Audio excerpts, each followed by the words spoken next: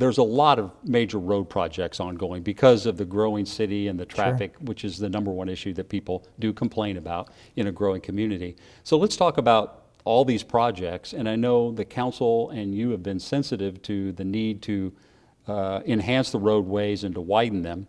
And one of them, I think Chris Griffith, our executive director of public infrastructure, came up with, which was Highway 96 going west, which has been a big improvement.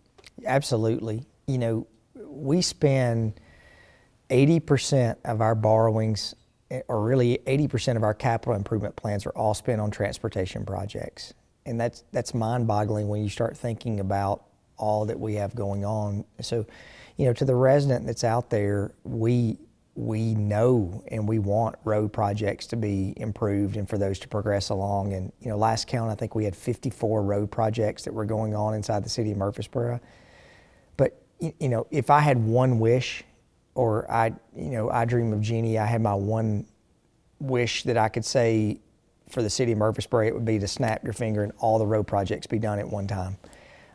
It'd be nice, wouldn't it? It would be nice. It would be like a big checklist to say that's off. But, you know, we have a lot of things and people that we partner with on these road projects. You don't really think about. I had a meeting today, as a matter of fact, with a representative of TDOT, Tennessee Department of Transportation.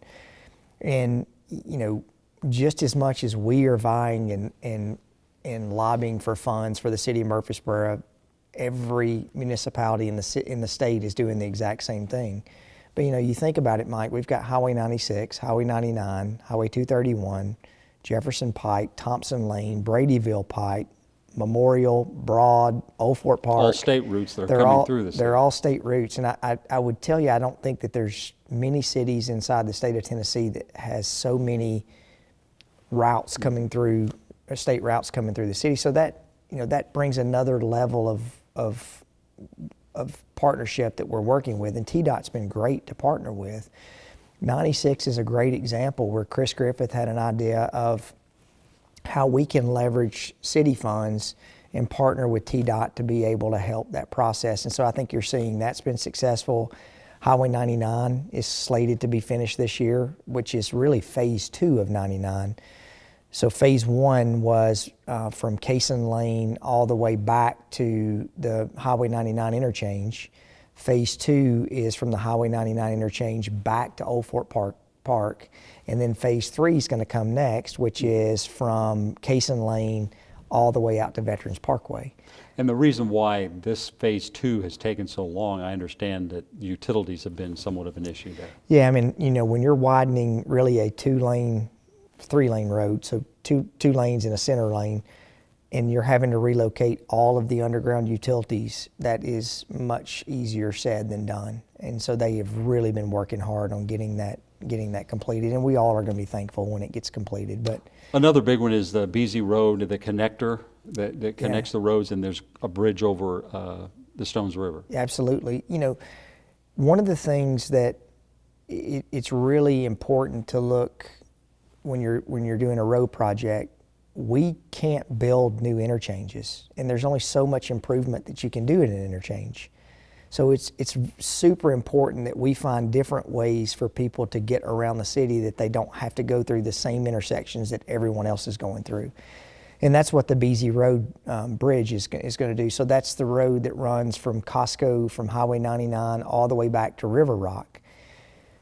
I would argue with you, Mike, not argue, but I think we would agree the worst intersection in the city of Murfreesboro is River Rock and Cason Lane. And, you know, if we could go back 50 years or 40 years and say, hey, we want to redo that, I mean, we would absolutely. A lot of homes really tightly fitted together in that. For all of those residents that are in that River Rock area, that are in that Cason Lane area, well, if you need to get over to the Highway 99 area, which at some point will go all the way across I-24, you don't have to go back to the River Rock and 99 intersection, and you don't have to go to Old Fort Parkway.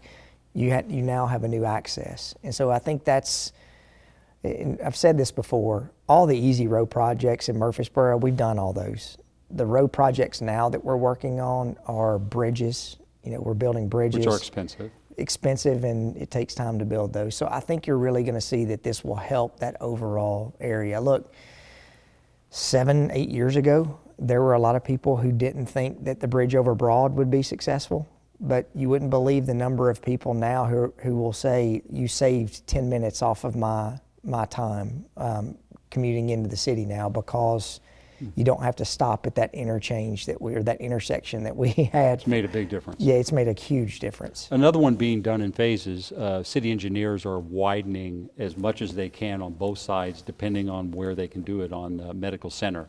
Yes. And you've already seen some of that work, and there's even more coming. I've seen, some little sticks being posted along the roadway, and eventually it's going to, in time, change the intersection at Broad and Medical Center. Yeah, I think, you're seeing now from Thompson Lane to I-24, you're seeing that go from 2 lanes to 3 lanes.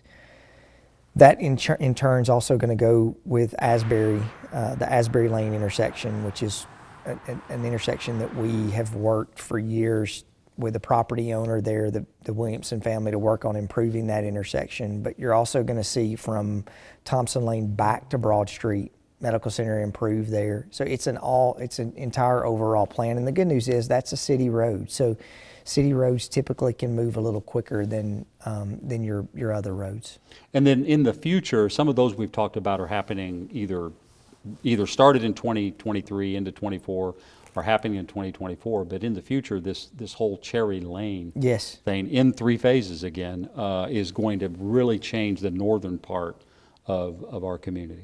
Yeah, I mean, I don't know if you can believe this, but and most residents who are watching this may not even been here 25 years ago or 20 years ago when, we bought the property off of 840 for the Cherry Lane interchange over 20 years ago. Roger Haley was the city manager at the time that we bought that property. And so we've been planning this overall new interchange off of 840 that will also have an intersection off of Broad Street before you get to 840. So all these people who are coming home from Smyrna and Nashville who get off of 840, they don't have to come to the Thompson Lane interchange or intersection.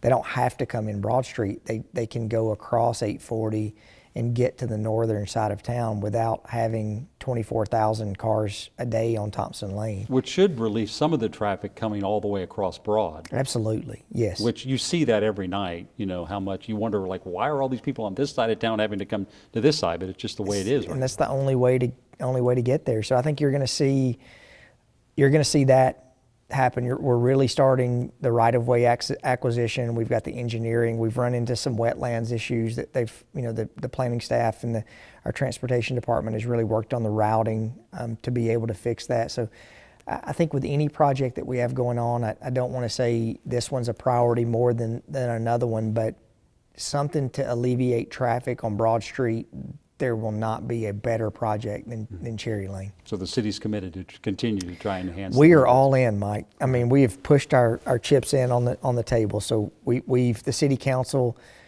has really upped the funding on that. We've got right-of-way acquisition. The state is an integral partner on this, so the state's on board. So we're really working hard on it.